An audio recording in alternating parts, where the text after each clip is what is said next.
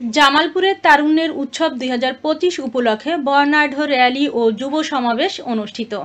এসো দেশ বদলাই পৃথিবী বদলাই এই প্রতিপাদ্যকে সামনে রেখে আজ সোমবার দুপুরে জেলা প্রশাসনের আয়োজনে জেলা প্রশাসক চত্বর থেকে একটি বর্ণাঢ্য র্যালি নিয়ে জামালপুর সদর উপজেলা ভূমি অফিস প্রাঙ্গণে গিয়ে র্যালিটি সমাপ্ত হয়।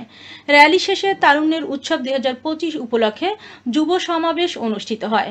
যুব সমাবেশে জেলা প্রশাসক হাসিনা বেগমের সভাপতিত্বে প্রধান অতিথির বক্তব্য রাখেন ময়মনসিংহ বিভাগীয় কমিশনার মোহাম্মদ মুক্তার আহমেদ।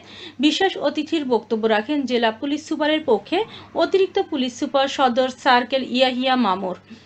এ সময় তারুণ্যের উৎসব যুব মেলায় প্রধান অতিথি ও অতিথিবৃন্দরা 17টি স্টল পরিদর্শন করেন এবং মেলা প্রাঙ্গণে প্রধান অতিথি বৃক্ষরোপণ করেন। পরে মেলায় মনোজ্ঞ সাংস্কৃতিক অনুষ্ঠান অনুষ্ঠিত হয়। বিস্তারিত দেখুন জামালপুর থেকে শরীফুল ইসলাম ঝোকনের প্রতিবেদনে।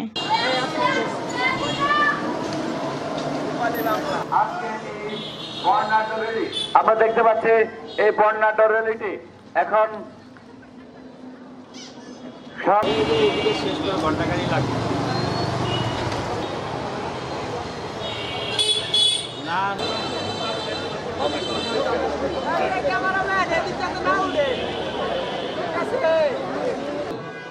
বিভিন্ন উদ্যোক্তারা এখানে আছেন, উপস্থিত হয়ে সম্মুখীন হতে হয়। সেই ক্ষেত্রে আমরা সবসময় জানি সম্মত সুবিধারা আসলে আমরা অনুষ্ঠানটি শুরু করব। পরিবর্তন করা যায় আপনার জায়গা থেকে, সেটি আজকে বাইক নিয়ে এসেছেন, আপনার বাইকটি একটু সরিয়ে দেবেন যদি শুনতে পারেন।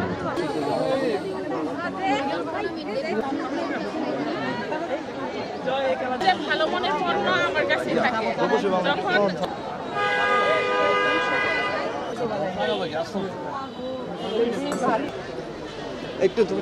এবং সকলকে হাততালি দেওয়ার জন্য অনুরোধ জানাচ্ছি।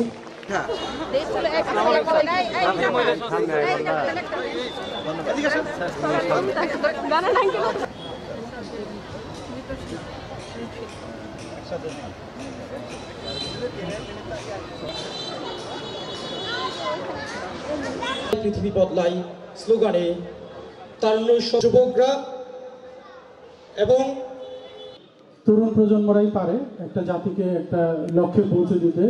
তরুণ প্রজন্মের মধ্যে থাকে, তাদের মধ্যে একটা কর্মস্পৃহা থাকে।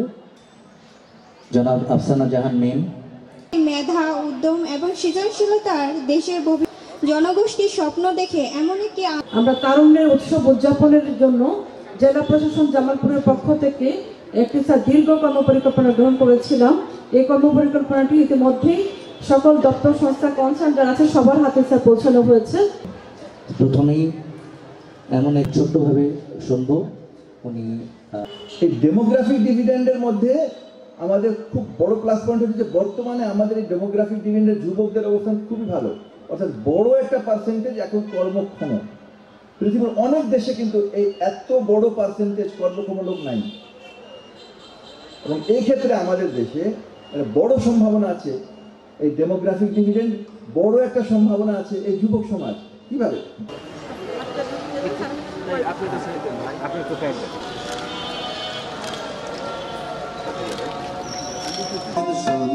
ভাই শুনুন সুধীর জামালপুরের কথা।